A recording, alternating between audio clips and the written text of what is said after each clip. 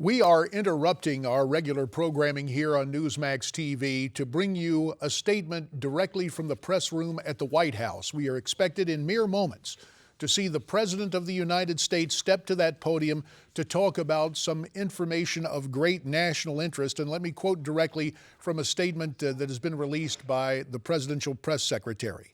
It is with tremendous sorrow that we recently concluded that a U.S. government counterterrorism operation in January killed two innocent hostages being held by al-Qaeda. Our hearts go out to the families of Dr. Warren Weinstein, an American held by al-Qaeda since 2011, and Giovanni Laporta, an Italian national who had been an al-Qaeda hostage since 2012. Analysis of all available information has led the intelligence community to judge with high confidence that the operation accidentally killed both hostages.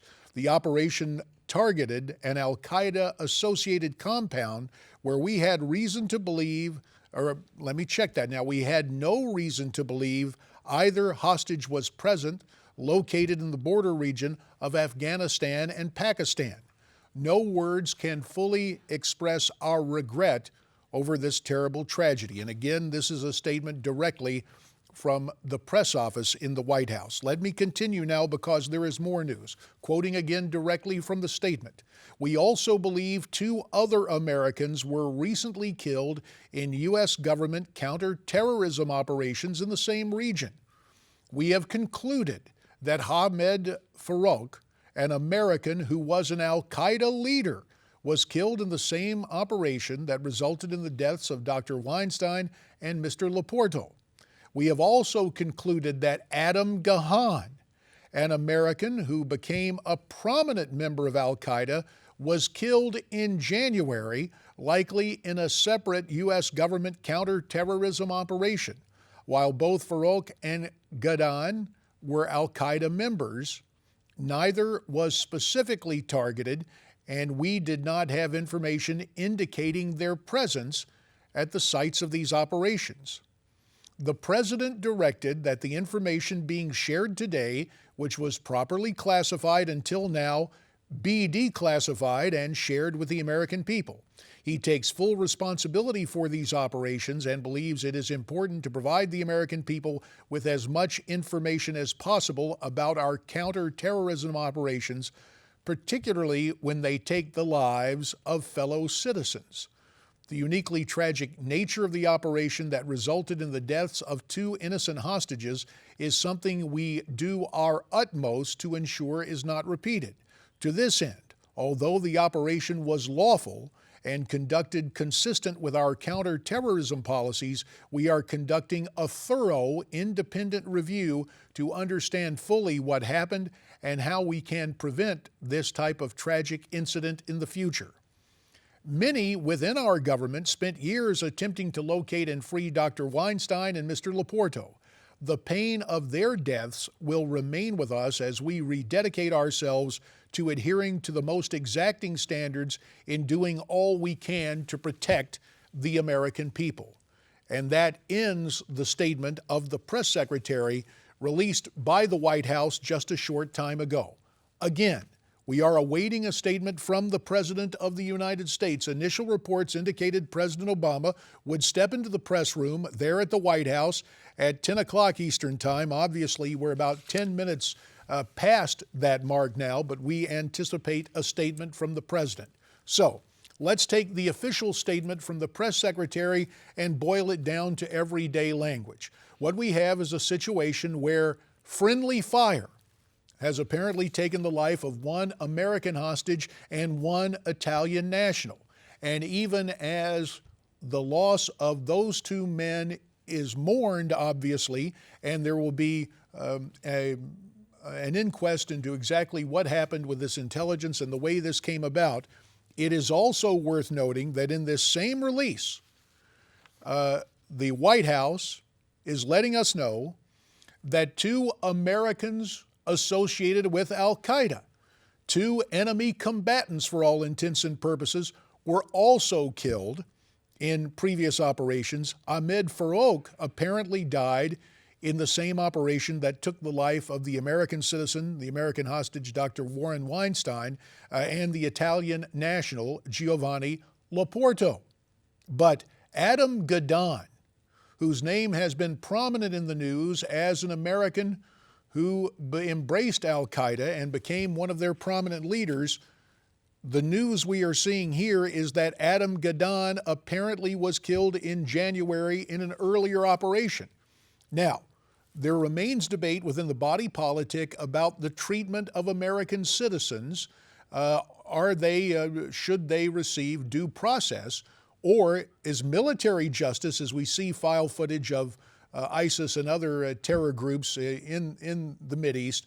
The question becomes this: because these Americans become enemy combatants, are they fair game to be taken out? While the debate continues in the United States, there is no debating now the results and the news that two Americans who became involved in al-Qaeda, who are regarded by the government as enemy combatants, have been killed. Again, they are Ahmad Farouk and Adam Gadon, apparently in separate operations. Again, it appears Farouk perished in the same attack that sadly took the life of an American hostage, Dr. Warren Weinstein, and an Italian national, Giovanni Loporto. The President of the United States is at the podium. Let's listen to what he has to say. I want to express our grief and condolences to the families of two hostages. One American, Dr. Warren Weinstein, and an Italian, Giovanni Loporto, who were tragically killed in a U.S. counterterrorism operation. Warren and Giovanni were aid workers in Pakistan, devoted to improving the lives of the Pakistani people. After Warren was abducted by al-Qaeda in 2011, I directed my national security team to do everything possible to find him and to bring him home safely to his family. And dedicated professionals across our government worked tirelessly to do so. We also worked closely with our Italian allies on behalf of Giovanni, who was kidnapped in 2012. Since 9/11, our counterterrorism efforts have prevented terrorist attacks and saved innocent lives, both here in America and around the world. And that determination to protect innocent life only makes the loss of these two men especially painful for all of us.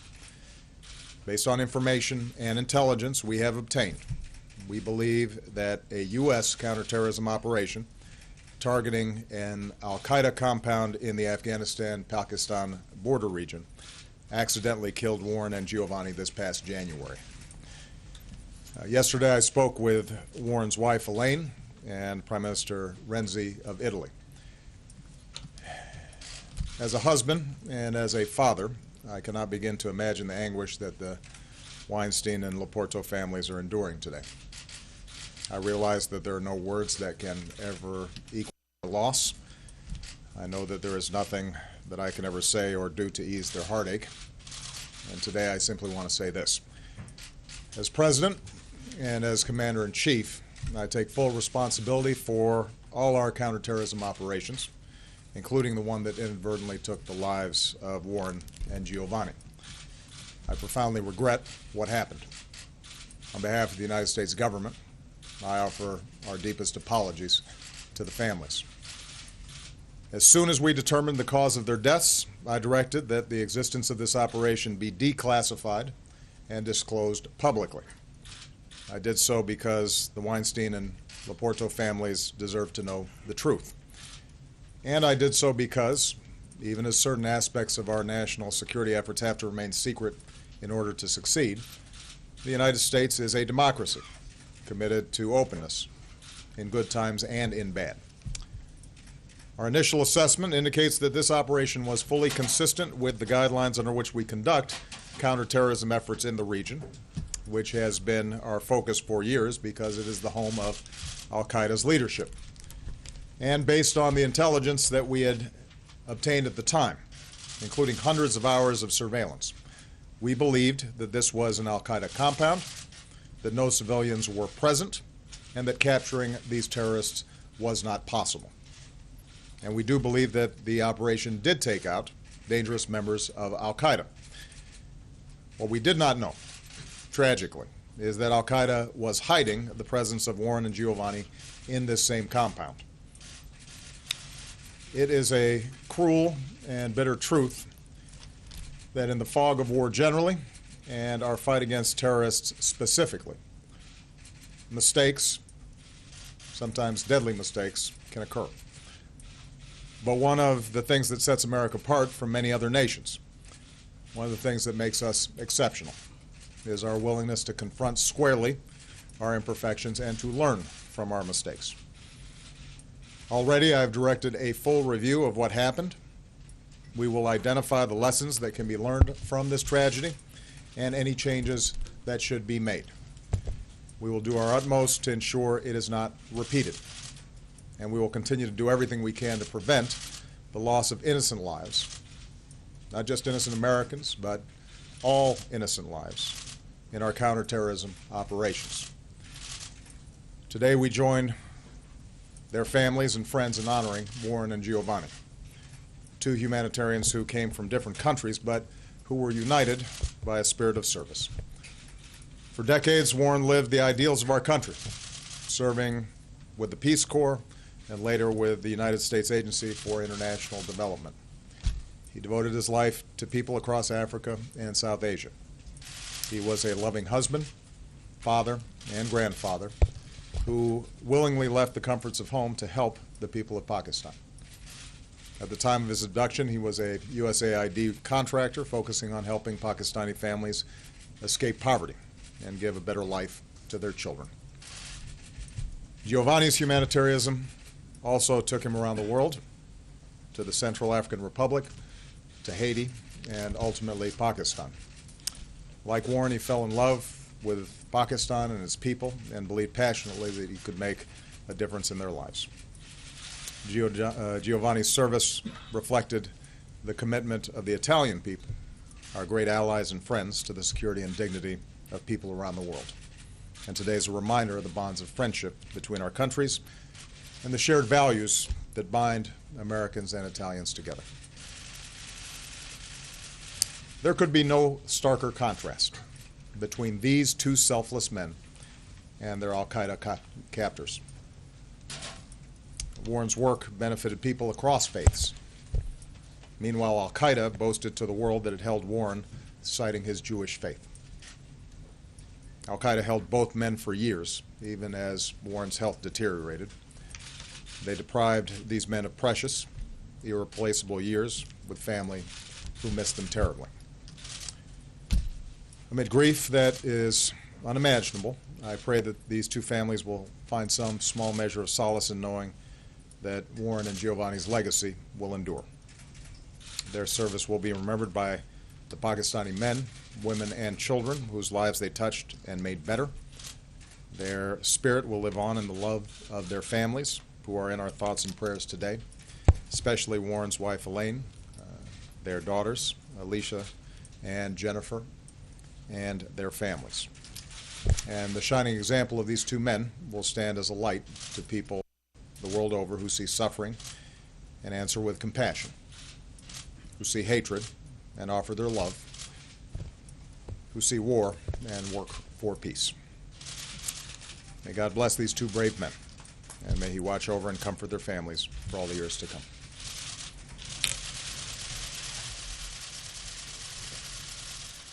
President Obama leaving the press briefing room after dealing with a significant portion of the news today, the information released that an American, Dr. Warren Weinstein, and an Italian national, Giovanni Loporto, died during an American counterterrorism operation on the Afghani-Pakistani border in January. What is worth noting in this statement is that the president had nothing to say about what appears in the second paragraph of the release from his press office, namely that 2 Americans affiliated with al-Qaeda have been killed in counter-terror operations Ahmed Farouk in the operation that apparently also claimed the lives of the American hostage Warren Weinstein and the Italian national Giovanni Loporto, and then Adam Gadon, whose name has been in the news as an al-Qaeda leader, as an American who joined al-Qaeda some time ago. Apparently, Gadon killed in an earlier raid in January. The president's statement prompting more questions than answers on this morning, and that's why I'm pleased to be joined here on our Newsmax TV anchor desk by my friend John Bachman, host of Newsmax Now. And John, we appreciate your time and we welcome you here. We want to make sure, apparently the microphone, there may be a situation where we can now hear you. Yep. Go ahead, sir, and give us your reaction to what we're getting this morning. Well, as you mentioned, JD, two distinctive stories here today. Of course, the loss of these two American hostages, or the one American hostage, the one Italian hostage, but also the two American al-Qaeda operatives who were killed in this. We think back not too long ago to Anwar al-Awlaki, the American citizen who was bombed in Yemen. Is this a similar situation we're looking at here where you have, this is apparently done accidentally here. This is not the intended target of these two Americans here, but you're seeing a situation where you have Americans killed on foreign soil.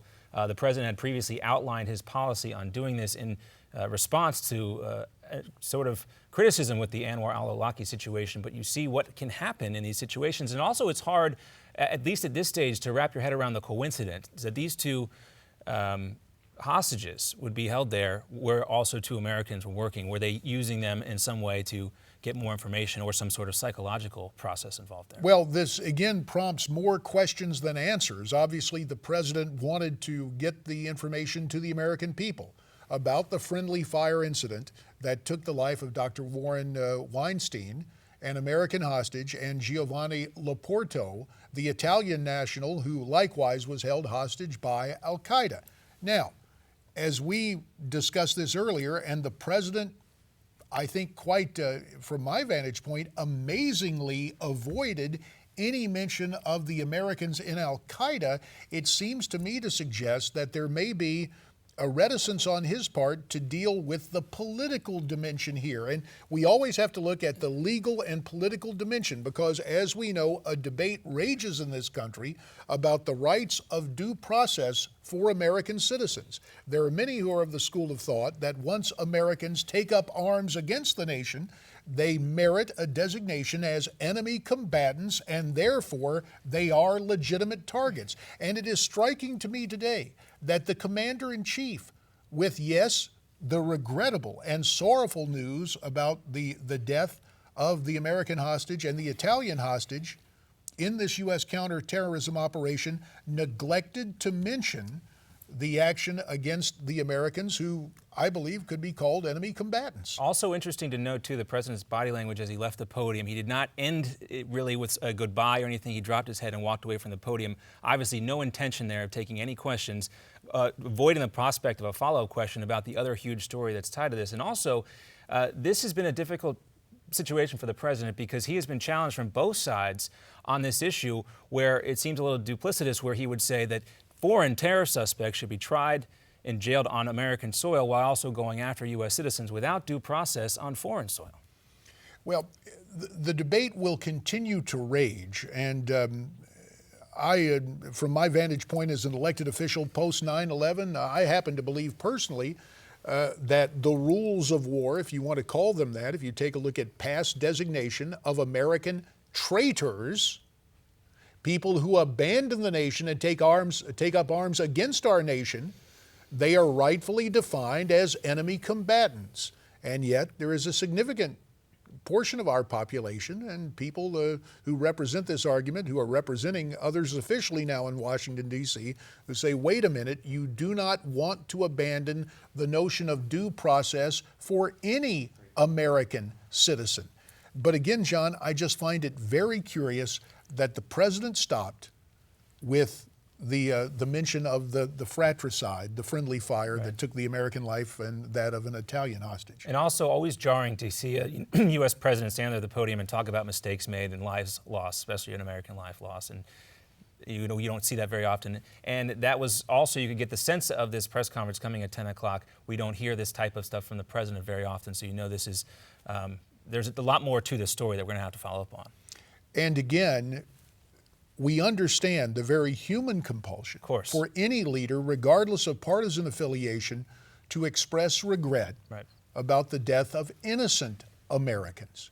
But to avoid discussion of the deaths of enemy combatants is a glaring omission in this, because it was included in the official press statement, but not offered on camera by the President of the United States. So again, it raises more questions than it solves. I think from here we'd have to expect some sort of onslaught from the Obama administration, the Ben Rhodes of the world, Susan Rice's of the world, explaining this situation now, because there are, as you mentioned, a lot of questions that the American public deserves answers to. And when we try to put this in perspective, again, in no way, and by the way, this is just video of the president walking out earlier. We don't want to confuse you, to make you believe he suddenly has reemerged to discuss this from the podium.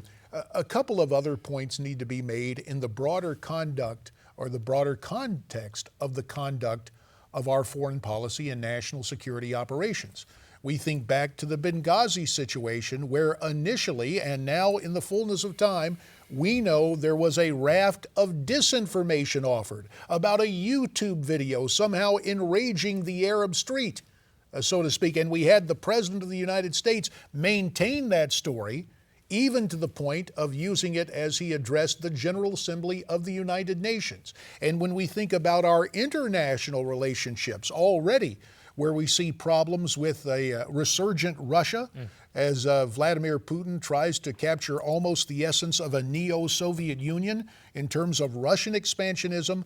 What does the picture of the president this morning, intended for the American audience to be a very human, emotional, heartfelt response, how is that interpreted by others in the world, not only people like Vladimir Putin, but people associated with Al-Qaeda and with ISIS? And it brings us back to that term that was used, and sadly, what in retrospect appears to be clear disinformation, the Arab street.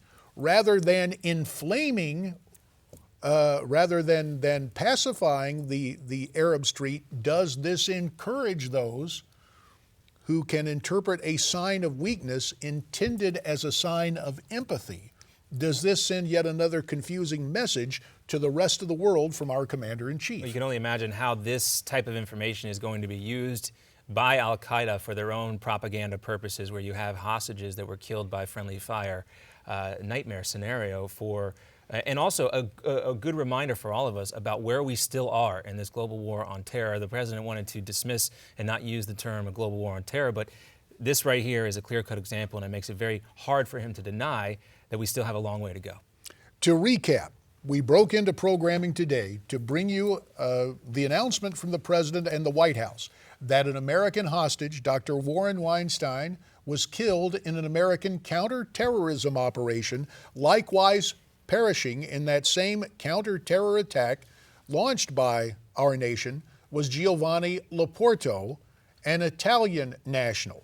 The president made mention of that. He did not mention, though the White House the press office mentions, that 2 Americans affiliated with Al-Qaeda apparently also died in separate attacks sometime in January, including Adam Gadon, an American who had achieved his measure of infamy and notoriety for his affiliation as an enemy combatant. There is more to the story. We will pick it up at 11 on America's Forum, followed by Newsmax Now at noon. So stay with us.